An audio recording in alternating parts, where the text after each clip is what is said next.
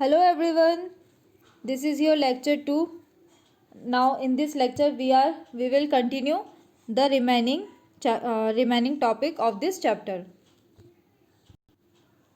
Aquatic ecosystem and adaptation in plants. Now aquatic ecosystem में किस तरीके से plants अडेप्ट करते हैं, कैसे रहते हैं, उनको वाटर को कैसे अडेप्ट करते हैं. सो फ्रेश वाटर इकोसिस्टम में क्या होता है? Plants in ponds and lakes have shallow roots and hollow stems. अब इनके जो पॉन्ड्स और लेक्स पर जो प्लांट्स होते हैं उनके बहुत शेलो रूट्स होती हैं और होलो स्टेम्स होती हैं. This enable the plants to float. ताकि ये क्या करती है? प्लांट्स को अनेबल करती हैं कि वो फ्लोट कर सकें. Submerge plants like tape grasses have finely divided leaves to allow water to pass through them. उनके पास क्या डिवाइडेड फाइनली लीव्स होती है जो उनको अलाउ करती है कि वो वाटर को पास कर सकें. Plants like water lily have large and flat leaves which help them to remain floating. अब जो प्लांट जैसे कि वाटर लिली हो गया, have large and flat leaves, उनके पास बहुत लंबी लार्ज एंड फ्लेट लीव्स होती हैं which help them to remain floating, ताकि वो फ्लोटिंग कर सकें वहाँ पानी में. Some hydrophytes are free floating while other are submerge. Next is marine ecosystem. Marine ecosystem में क्या होता है? Phytoplankton are found near the surface of sea where there is a plenty of light. They are capable of carrying out the process of photosynthesis and make their own food. अब यहाँ पे क्या होता है मेराइन इकोसिस्टम के अंदर? जैसे कि फाइटोप्लैंक्टन्स एक प्लांट होता है जो वहाँ are found near the surface sea के पास में पाया जाता है. And this plant in light they are capable of carrying out the process of कि वो फोटोसिंथेसिस को कैरी आउट करता है एंड वो खुद से ऑन फूड क्रिएट करते हैं, बनाते हैं, प्रोड्यूस करते हैं. Seaweeds grow on rocks. Of seaweeds grow होती है रॉक्स पर. डीप इनसाइड द ओशंस की डीपली इनसाइड एंड ओशंस में बहुत गहराई में रहते हैं. Green seaweeds need a lots of light. Green seaweeds को क्या बहुत ज़्यादा लाइट की ज़रूरत होती है. सो दे ग्रो नियर सी शोर, इसलिए वो सी शोर के नियर यानी पास में ग्रो होती हैं. Red seaweeds grow deep inside the sea. और red seaweeds inside the grow करती हैं, वो डीप इनसाइड द सी के बहुत अंदर करती हैं, ग्रो होती हैं. As they need less sunlight, क्योंकि उनको लेस सनलाइट की ज़रूरत होती है. Now here is the example of large and flat leaves of water lily helps to them float. इस तरीके से होती हैं water lily. And these are the tape grass have finally divided leaves to flow allow water to pass through them.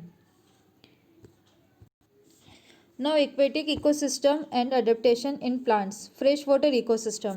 Animals like fishes and freshwater bodies show the best form of adaptation. अब क्या होता है freshwater ecosystem में? जो हमारे animals होते हैं जैसे कि फिशेस हो गया, फ्रेश वाटर बॉडीज में शो करता है बेस्ट फॉर्म ऑफ अडेप्टेशन. यहाँ पे बहुत जल्दी अडेप्ट कर लेते हैं इनको. They have stream line body. इनकी स्ट्रीम लाइन बॉडी होती है, मीन्स नेरो एट फ्रंट के फ्रंट पे बहुत नेरो होते हैं, ये छोटे होते हैं. And back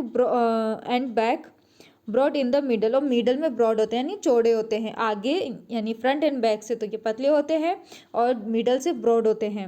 which help them swim faster and overcome the resistance from the body. ताकि ये उनको हेल्प करता है टू स्विम करने के लिए उनके हेल्प करता है, वो फास्टर स्विम कर सकते हैं. And overcome the resistance from water. Their body is converted with scales and mucus with make it water proof. And they have gills which are respiratory organ for excreting oxygen from water. अब इनके पास gills होती हैं which are the respiratory, उनकी organs को रेस्पिरेट करने के लिए यानी कि सांस लेने में उनकी हेल्प करती है. They have fins which help them in properly string and balancing. जो उनको बैलेंस करता है, स्ट्रिंग करता है, प्रॉपरली करता है, उनको हेल्प करता है. Frogs usually live in ponds but they can also stay on land.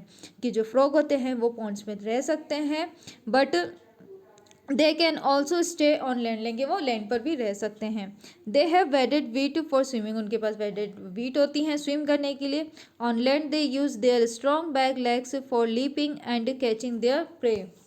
Marine ecosystem क्या होता है? Fishes found in deep oceans and thinner and longer as they have to move through a narrow space among seaweeds and rocks. Octopus while moving in water can streamlined body, उनकी stream जो octopus होती हैं वो तो move करती हैं water के अंदर, वो स्ट्रीम लाइन बॉडी होती हैं उनकी। Dolphin come from to the water surface from time to time and extend grasses grow through the blowers present on its body. अब डॉल्फिन क्या होती है? Dolphin come from the water, dolphin आती है, मतलब डॉल्फिन पानी के अंदर वो ऐसे सरफेस पर आती है फ्रॉम टाइम टू टाइम, एक टाइम टू टाइम सरफेस पर आती हैं वाटर के, एंड एक्सचेंज गैसेस, वो गैसेस को एक्सचेंज करती हैं through the blow hole present on its body, जो कि उनकी बॉडी में ब्लो होल्स प्रेजेंट होते हैं उनके through.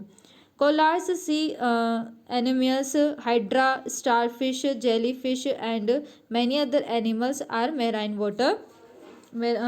water animals and are adapted to it. Mostly lower forms of life are seen in seas and oceans. Life originated in water, इसे हम mostly बहुत सारे फॉर्म्स देख सकते हैं, लाइफ देख सकते हैं सीज एंड ओशंस में, जो वाटर के अंदर अडेप्ट एनिमल्स ऐसे होते हैं जो वाटर को अडेप्ट कर लेते हैं। Now next is human activities effect on environment, की ह्यूमन एक्टिविटीज़ क्या होती है जो एनवायरनमेंट को अफेक्ट करती हैं। Human activities like cutting of trees lead of deforestation and destructions of biodiversity of the forest. Human activities जैसे कि हम जैसे trees को कट कर देते हैं, डिफोरेस्टेशन करते हैं, एंड डिस्ट्रक्शंस ऑफ बायोडाइवर्सिटी, जो हमारा बायोडाइवर्सिटी है फॉरेस्ट का, उसको बहुत ज़्यादा डिस्टर्ब करते हैं। Increase deforestation and excessive burning of fuel cruise and increase in the amount of carbon dioxide in the air. इससे क्या होता है? डिफोरेस्टेशन अगर इंक्रीज होगा तो उससे जो एक्सेसिव बर्निंग होगा फ्यूल्स का, cause and increase in amount of, तो उससे क्या होगा? कार्बन डाइऑक्साइड एयर में बहुत ज़्यादा अमाउंट में इंक्रीज हो जाएगी। Over fishing, excessive hunting and frequent forest fires and modern agriculture particles all contribute to the loss of natural habitat of plants and animal. जो भी नेचुरल हैबिटेट होते हैं प्लांट्स एंड एनिमल्स के, तो agriculture practice पे अगर हम excessive hunting करेंगे, ओवर फिशिंग करेंगे, तो वो कम होती जाएंगी और वो नेचर को बहुत ज़्यादा हार्म करेगा, उनके जो प्लांट्स और एनिमल्स का हैबिटेट है उनको बहुत ज़्यादा प्रॉब्लम होगा। Deforestation is leading to expansion of desert. अब अगर हम डिफॉरेस्टेशन करते रहेंगे, कटिंग ट्रीज का कटिंग बहुत ज़्यादा होता रहेगा, तो ये डेजर्ट हो जाएगा। फॉरेस्ट में क्या रहेगा? कट हो जाएगा, कुछ नहीं रहेगा फॉरेस्ट में, ग्रीनरी नहीं रहेगी, तो फॉरेस्ट डेजर्ट जैसा लगेगा, डेजर्ट में एक्सपेंड हो जाएगा।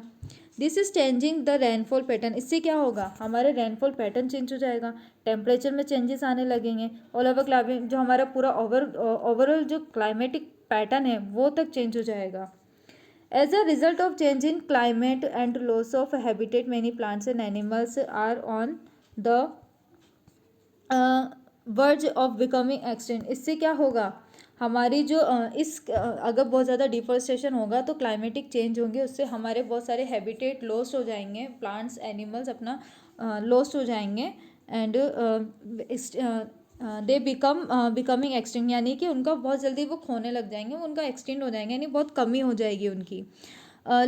Those species of animals and plants which are decrease in numbers, ऐसे एनिमल्स और स्पीसीज एनिमल्स प्लांट्स जो डिक्रीज होते जा रहे हैं नंबर में, and facing the danger of becoming extinct, और ऐसा फेस कर रहे हैं कि वो कुछ टाइम में एक्सटिंक्ट हो जाएंगे, गायब हो जाएंगे। They are said to be endangered, उनको हम ये बोल सकते हैं कि वो इंडेंजर्ड है, मतलब वो बहुत ज़्यादा डेंजर में है, ख़त्म होने में है। The tiger, leopards, rhinos and Asiatic lions are some of the endangered animal species. ये सब क्या है? इंडेंजर्ड एनिमल स्पीसीज है। Dinosaurs and dodo have become extinct. अब जैसे कि डायनासोर्स और डोडोज हैं जो अब एक्सटिंक्ट हो चुके हैं, गायब हो चुकी हैं। Dodo was a bird from Mauritius. Dodo क्या है? एक बर्ड है। Spines brought rats and cats on the islands, ships brought, जो कि केट्स एंड रेड्स को आइसलैंड पे देख सकते थे। दे एट द डोडो, वो डोडो को खाते थे। Chicks and eggs, the decreasing number of dodos led to their extinction, जो जैसे डिक्रीज होता गया डोडोज का, उससे क्या हुआ? लीड ऑफ देयर एक्सटेंशन, वो गायब हो गए। Now next is conservation of biodiversity. Now there are quarantine laws taking any plants and animal from one country to another is strictly prohibited, कि अब क्या हुआ है, ये एक लॉ बन गया है कि हम प्लांट्स एंड एनिमल्स को एक कंट्री से दूसरी कंट्री में प्रोहिबिटेड, स्ट्रिक्टली प्रोहिबिटेड किया गया है. And government have established national parks, wild life sanctuaries and biosphere reserves for protection and conservation of plants and animals. Government ने क्या किया है, एक इस्टेब्लिश किया है, नेशनल पार्क इस्टेब्लिश किए हैं, वाइल्ड लाइफ सेंचुरी इस्टेब्लिश की है, बायोस्फीयर रिजर्व किया गया है, protection and conservation of plants हैं, ताकि वो प्रोटेक्ट कर सके एनिमल्स और प्लांट्स को. Hunting is strictly prohibited in this place. यहाँ इन ऐसे प्लेसेस पे हंटिंग प्रोहिबिटेड की गई है, कि साफ मना कर दिया गया है, रोक लगा दी गई है. Project tiger and project rhino were start with this aim. इसी एम से प्रोजेक्ट टाइगर यानी प्रोजेक्ट को जिस तरह से मारा जाता है, उनका शिकार किया जाता है, वो रोक दिया गया है. Certain non-governmental organization are also working to conserve wildlife. अब क्या हुआ है, जो नॉन गवर्नमेंट ऑर्गेनाइजेशन है वो भी इस पर वर्क करने लगे हैं कि वो वाइल्ड लाइफ को कंजर्व कर सकें, उनको बचा सकें. Two of them are BNHSS यानी Bombay national history society and WWF world wild life fund. ये क्या है, दो ऐसे नॉन गवर्नमेंट ऑर्गेनाइजेशन से जो वाइल्ड लाइफ कंजर्वेशन पे वर्क कर रहे हैं. So this is all about your chapter 5. Change in environment and adaptations. So students, we will provide you the PDF of the question answers. Do it in your fan notebook. Thank you.